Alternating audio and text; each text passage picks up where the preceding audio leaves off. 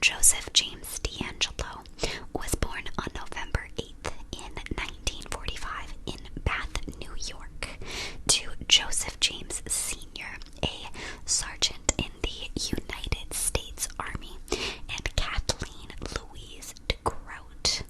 He was the oldest of four children, having two younger sisters and one younger brother. Joseph had a very hard life growing up. He was victim to abuse by his father. I'm unsure if it was physical or sexual, but it was throughout his childhood. And when he was very young, at the age of 9, he had actually witnessed his then 7-year-old sisters get raped by two airmen in a warehouse in West Germany, where his family had been stationed at the time. So he was exposed to a lot and had to go through a lot at a very young age. From what I could see, however, he did not seem to exhibit any odd behaviors himself as a child, but he was definitely traumatized for sure, obviously. So between 1959 and 1960, Joseph attended Mills Junior High School in, I have two screenshots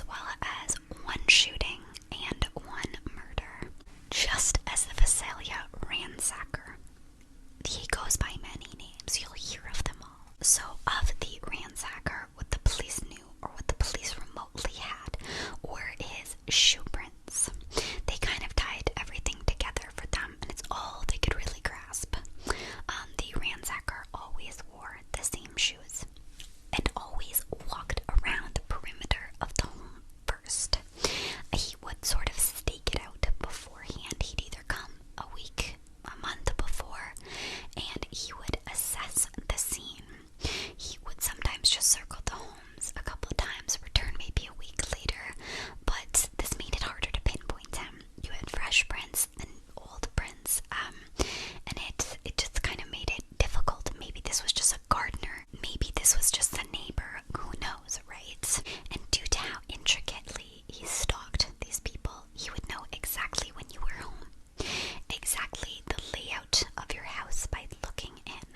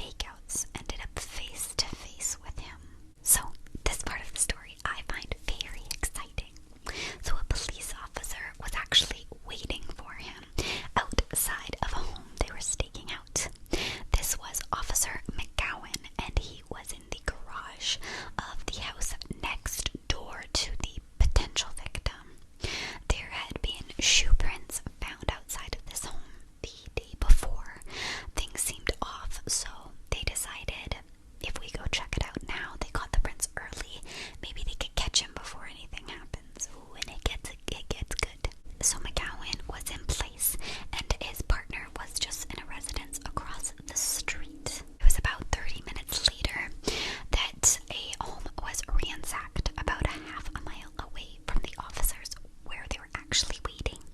But 2.5 hours later, they waited around. I don't even think that that's that long, but anyway, the officer saw a shadowy figure near the garage. Imagine waiting 2 hours and the guy finally shows up. The adrenaline you would feel.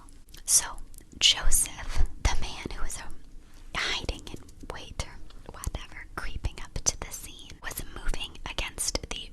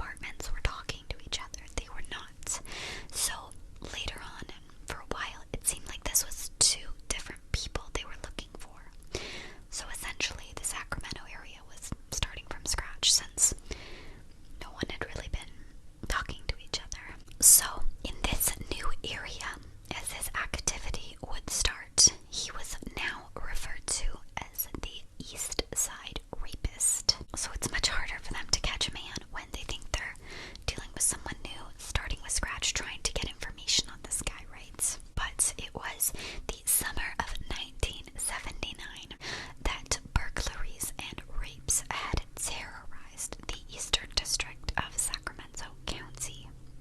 This was also when, I believe, the largest amount of damage was done by the then named East Side rapist. So Joseph would then start breaking into his victims' homes by prying open a window or door while they had slept. Sometimes he would take things like jewelry, identification, cash, coins, or anything from the victims' homes. But something similar to the I forget how to say it already again. Visalia ransacker is their homes would have been stalked for quite a while. People would have noticed things in their home moving around prior to the actual break-ins. And when police officers would ask about these break-ins and if they'd noticed anything at all previously, they'd usually say things in their house beforehand were moving, or they'd notice these footprints. Now, I never notice footprints, and I live in the land of snow. It's currently storming out so bad, you probably can hear the wind. But I would look, and I'd be like, yeah, I guess I was in my backyard yesterday. I don't remember it, but I must have been. Like, kudos to these people for all noticing. I'm apparently oblivious to things. But anyway, like this one woman said that she'd found like a twine or rope pieces under her pillow, and I would just always think that that was me. I'd be like, yeah, I play with twine in my sleep. Like, I would never question it. Maybe I really need to reconsider things. But something he was now predominantly known for was before he'd enter a burglar their homes, and now he would start prank calling them. I do believe he did a couple of times before. You can actually go on YouTube and listen to some of the recordings that he would make, and they're very creepy, so don't do it at midnight like I do. But he would start out calling them beforehand, saying very weird things, and a lot of the time he would call them after and just torture them for months and months at a time, saying things like, oh hey, when I get raped again, like, I'm coming back. And he usually wouldn't, but he just would not give these women a break. And he started out entering and assaulting women, but he slowly progressed to couples. So the East Side rapist had grown in the media, and a sort of